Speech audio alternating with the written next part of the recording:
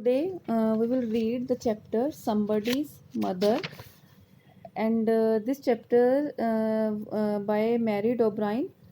She was born in New York, and through this poem, she draws attention to youth, age, and meaning of family relationships. That one should be kind to others is not the poem's only message. It also stresses the essential ties which bind people, families, and friendship. Here, some words like grey, lacking in cheer, throng means to crowd, heeded means paid attention to, hailing, cheering to welcome, crowd her down, push into a small space. Content means satisfied.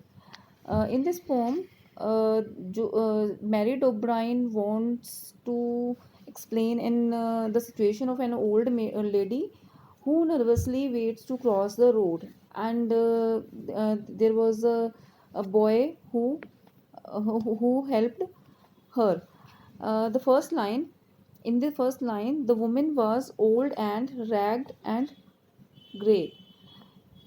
In this poem, the first line, the woman was in this line. The three objectives are there: old, ragged, and grey. Here, the personality of the woman shows and bent with the chill of winter's days. The days were in winter days, and she was bent with chill, and street was wet with recent snow. In this line ये बताया गया है कि जो सड़क थी वो गीली थी और बर्फ गिरी थी, and the women's feet were aged and slow. जो उस बूढ़ी लेडी के पैर थे वो बहुत बुजुर्ग और स्लो, बूढ़े और स्लो लग रहे थे। She stood at the crossing and waited long. वो सड़क के एक किनारे पे खड़ी हुई थी एंड वेटेड लॉन्ग, और काफ़ी लंबे समय से वेट कर रही थी। Alone uncared for amid the throng. Amid the throng होता है amid the throng होता है in this line. Alone, uncared for, amid the throng means, amid means surrounded and the throng means crowded people. जो भीड़ थी लोगों की उसके आसपास, उसकी अनकेयर्ड फॉर, उसको किसी को भी केयर नहीं थी, of human beings who passed her by, जो क्राउड उसके आसपास से निकल रहा था। Nor heeded the glance of her anxious eyes.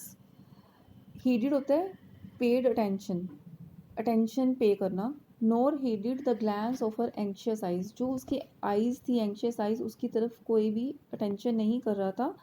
Down the street with laughter and shout. Down the streets, वो जो स्ट्रीट होती है उस हिली एरिया है वहाँ पर, और डाउन द स्ट्रीट मतलब सड़क के बाहर हंसते हुए और चिल्लाते हुए एक ग्रुप आया।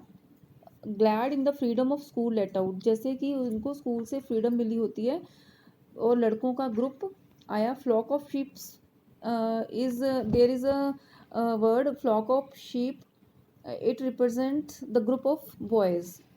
Hailing the snow piled white the deep. Hailing the snow मतलब जो बर्फ़ होती है उसे बर्फ़ से भरा हुआ था और वाइट कलर के बर्फ़ के ढेर थे, एंड डीप मीन्स बर्फ़ इतनी ज़्यादा हुई थी कि वो डीप हो गई थी। Past the woman so old and grey. उस वुमेन के पास जो बूढ़ी थी और ग्रे थी। Hastened the children on their way. बच्चे उसके पास से निकल रहे थे। Nor offered a helping hand to her. किसी ने भी उसको ऑफ़र नहीं किया हेल्प करने के लिए, हेल्पिंग हैंड नहीं बोला। So meek so tamed afraid to still. So meek होता है सो क्वाइट, चुप थी वो बिल्कुल। सो टिमिड, डरी हुई थी। अफ्रेड टू स्टिर मीन्स वो मूव करने से भी डर रही थी। लेस्ट द कैरेज व्हील्स और द हॉर्सेस फीट। उसको ये डर था कि जो सड़क स्लिपरी है, स्नो की वजह से गीली हुई हुई है, उस वहाँ पर वो किसी हॉर्स के पैर के नीचे या किसी कैरेज के व्हील्स के नीचे ना आ जाए। At last came one of the merry troop. Merry troop होता है कि एक हैप्पीएस्ट ग्रुप, एक हैप्पीएस्ट ग्रुप आया लास्ट में। The gayest lady of all the group. Gayest होता है हैप्पीएस्ट, एंड लेडी मतलब kids, kids all the group. Group जो बच्चों का ग्रुप था, ही पॉज्ड बिसाइड हर, वो बिल्कुल उसके पास रुका, एंड विस्पर्ड लो, उस ग्रुप में से एक लड़का वहाँ रुका और उसने कुछ धीरे से बोला, I will help you across if you wish to go, मैं आपको क्रॉस कराने में हेल्प करता हूँ। If you wish to go means अगर आप आप जाना चाहते हो। Her aged hands on he strong young arm, वो लड़का यंग था, उसकी आर्म्स स्ट्रॉन्ग थी, और जो लेडी थी उसके हाथ बुजुर्ग थे, एज्ड हैंड थे, तो उसने पकड़ा। She placed and so without hurt or harm, तो उसने उसको सड़क पार करवा दी बिना किसी हर्ट के और नुकसान के, हार्म के। He guided the trembling feet along, he guided the trembling feet along, trembling होता है कांपना, उस कांपते हुए पैरों के साथ, proud that his own were firm and strong, उसका जो वो खुद था वो स्ट्रॉन्ग था। फर्म होता है, firm is the opposite of trembling, means firm means cannot move easily.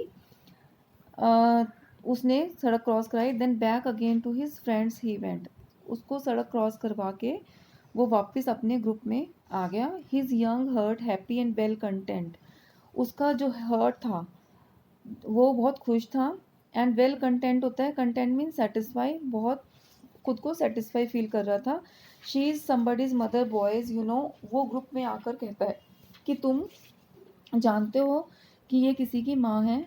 For all she is aged and poor and slow, वो एज्ड पुअर एंड स्लो है, and I hope some fellow will lend a hand to help my mother, वो ये कहना चाहता है इसमें कि मैं अगर अपनी माँ के पास नहीं होता तो शायद कोई मेरी माँ को भी ऐसे ही हेल्प करेगा।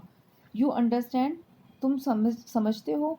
If ever she is poor and grey, अगर वो गरीब, बूढ़ी और गरीब हो तो। When her own dear boys is far away, जब उसका अपना खुद का जो लड़का है वो उससे दूर हो। And somebody's mother board her head in her home that night, और उस रात को जो वो किसी की माँ थी उसने प्रेयर की, वाज ये प्रेयर की that God be kind to the noble boy, कि उस नोबल लड़के के लिए, दयालु लड़के के लिए वो भगवान काइंड रहे, दयालु रहे।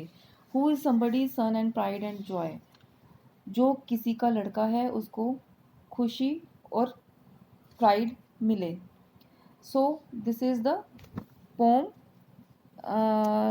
and in this poem we have learned about that we should help others, so that's why someone also helps us. And thank you.